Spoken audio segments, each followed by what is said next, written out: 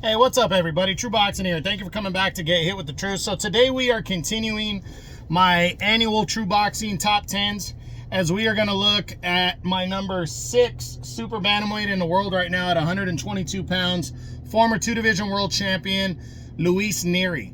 Now, before we get into that, if you could smash the like button, leave a comment, or subscribe to the channel. I really do appreciate any and all support that I can get as I continue to build my channel here.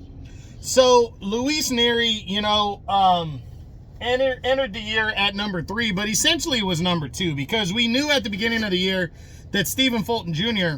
was going to be making his move to 126. He had already kind of made that clear. We were just waiting around for it to be official, but Nery was the mandatory number 1 contender in the WBC and was coming off of a 2023 where he fought in the fight of the year and scored one of the best finishes in knockouts of the year when he defeated Azat Hovhannissian in the WBC final eliminator in February of 23. He only had to wait 15 months for his title fight against the monster, Naoya Inoue.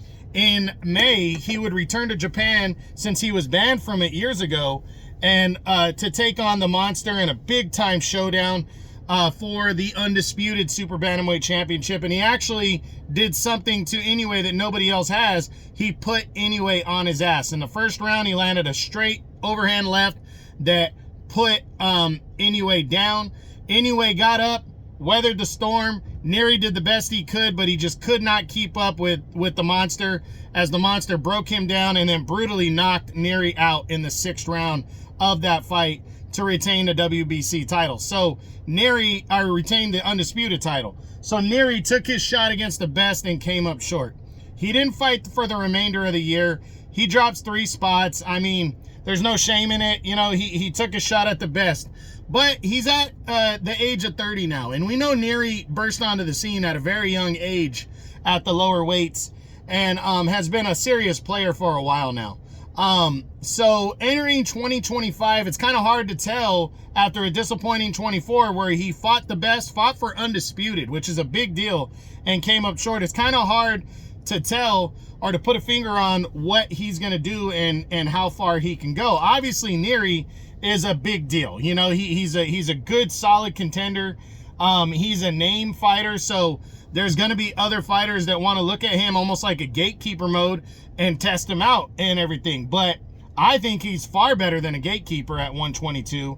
I think he could still be a serious player. And his ratings say that. He's ranked number 3 in the WBC right now. He's number 4 in the WBA, and he is number 6 in the WBO. Now, what does that mean for those governing bodies? I mean, you got David Picasso sitting there as a number 1 ranked contender in the WBC. But Marlon Tapales is the highest rated challenger after Sam Goodman, who's taken his shot in the IBF. Marlon Tapales sitting at number 2 in the WBC. He's the highest rated challenger in the IBF. He might go after the IBF's mandatory instead of fighting David Picasso, which would leave the door open for Luis Nery to fight David Picasso for a final eliminator, so Nery could get back in the mix. Now, we don't know if any of that's going to go down, because Inoue has expressed interest in fighting his number 1 contender, Picasso, who also defeated Hovhannissian he beat him in 2024 by a decision like Nery did the year before, except Nery knocked him out. Inoue's expressed interest in fighting Picasso. Obviously, he's not going to fight Nery again. He doesn't need to. He knocked Nery out and left no doubt. But Nery can start the climb in 25 to make another run, get back into the mix at 122. And again, obviously he's staying at 122 if he's still, after 7 months, he's still paying the fees to be ranked this high in 3 of the governing bodies. Even the WBA, there's no number 1 ranked contender right now. You got Ramon Cardenas and Elijah Pierce. Nery can throw his name into the mix there. I could see Nery fighting anybody, to be honest. He's 35-2. He's 20 with 27 knockouts.